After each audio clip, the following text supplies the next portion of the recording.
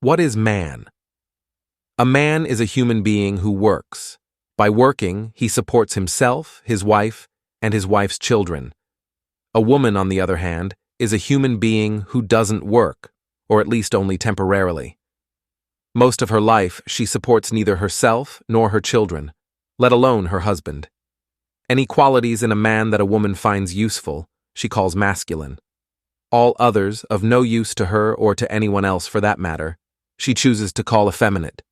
A man's appearance has to be masculine if he wants to have success with women, and that means it will have to be geared to his one and only raison d'etre, work. His appearance must conform to each and every task put to him, and he must always be able to fulfill it. Except at night, when the majority of men wear striped pajamas with at most 2 pairs of pockets, men wear a kind of uniform made of durable, stain-resistant material in brown, blue, or gray. These uniforms, or suits, have up to 10 pockets, in which men carry instruments and tools indispensable for their work. Since a woman does not work, her night or day clothes rarely have pockets. For social events, men are permitted to wear black, a color that shows marks and stains, since on those occasions, men are less likely to dirty themselves. Moreover, the bright colors worn by women show to advantage against it. The occasional red or green evening jackets worn by men are acceptable, since, by contrast, all the real men present seem so much more masculine. The rest of a man's appearance is also adapted to his situation. His hairstyle requires only 15 minutes at the barber every 2 or 3 weeks. Curls, waves, and tints are not encouraged, as they might hinder his work. Men often work in the open air or spend a considerable amount of time in it. Hence, complicated styles would be a nuisance. Furthermore, it is improbable that such styles would make a hit with women since, unlike men, they never judge the opposite sex from an aesthetic point of view. So most men, after 1 or 2 attempts at individuality, realize that women are indifferent to their efforts and revert to a standard style, short or long. The same is true of beards. Only oversensitive men, usually ones with intellectual pretensions, who want to appear mentally tough by letting their facial hair grow indiscriminately, wear a full beard for any length of time. It will be tolerated by women, however, for a beard is an important indication of a man's character and therefore of the way in which he might be most easily exploited. His field of work will usually be that of the neurotic intellectual. Generally, a man uses an electric razor for about 3 minutes every morning to keep his beard in check. For his skin, soap and water are considered good enough. All that is required is cleanliness and an absence of makeup so that everyone can see what he is like. As for his fingernails, they should be as short as possible for work, apart from a wedding ring, worn to show that he is being used by a particular woman for a particular purpose. A proper man wears no ornaments.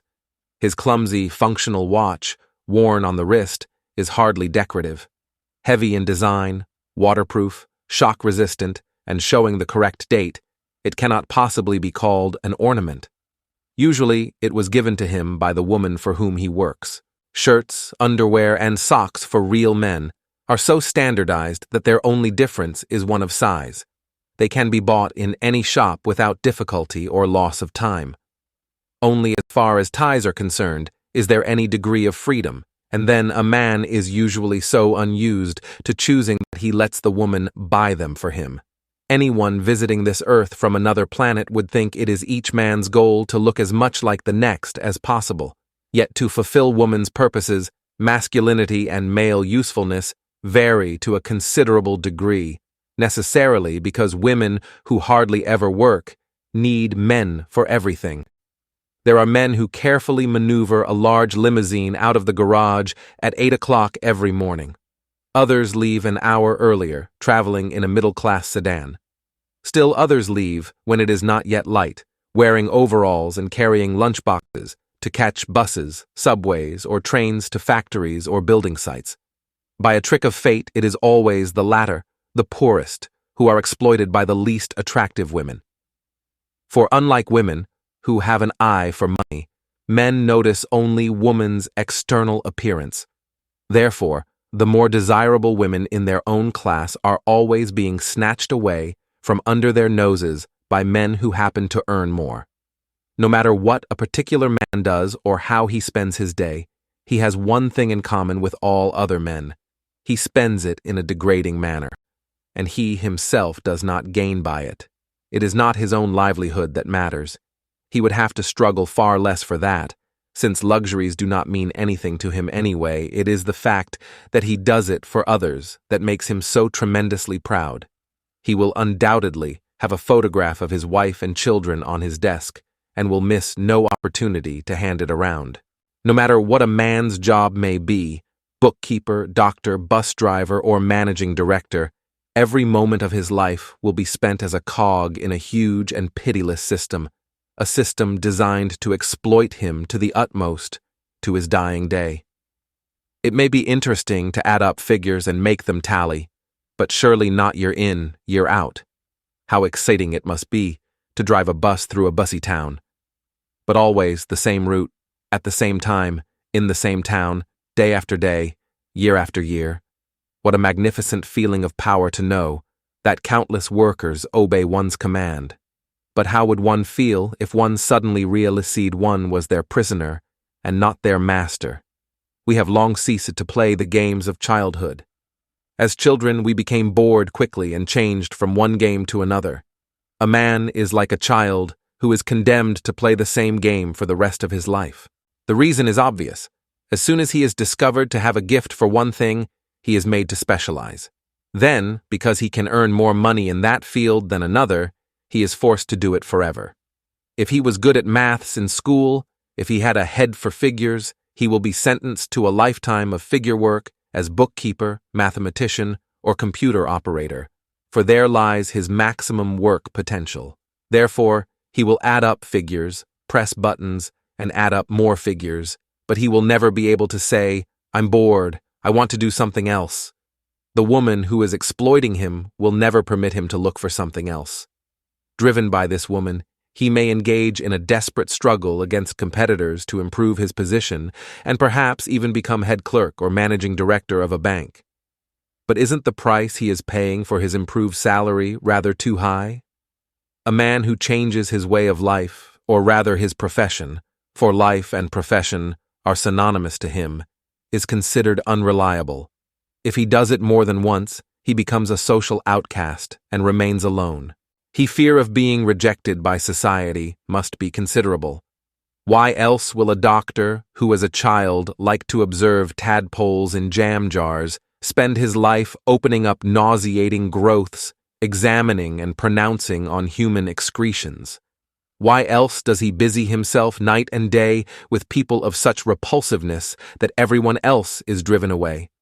Does a pianist, who, as a child, liked to tinkle on the piano, really enjoy playing the same Chopin nocturne over and over again all his life? Why else does a politician who, as a schoolboy, discovered the techniques of manipulating people successfully continue as an adult, mouthing words and phrases as a minor government functionary? Does he actually enjoy contorting his face and playing the fool and listening to the idiotic chatter of other politicians? Surely he must once have dreamed of a different kind of life. Even if he became president of the United States, wouldn't the price be too high? No, one can hardly assume men do all this for pleasure and without feeling a desire for change. They do it because they have been manipulated into doing it. Their whole life is nothing but a series of conditioned reflexes, a series of animal acts. A man who is no longer able to perform these acts, whose earning capacity is lessened, is considered a failure. He stands to lose everything: wife, family, home, his whole purpose in life. All the things, in fact, which give him security. Of course, one might say that a man who has lost his capacity for earning money is automatically freed from his burden and should be glad about this happy ending. But freedom is the last thing he wants. He functions, as we shall see, according to the principle of pleasure in non-freedom. To be sentenced to lifelong freedom is a worse fate than lifelong slavery.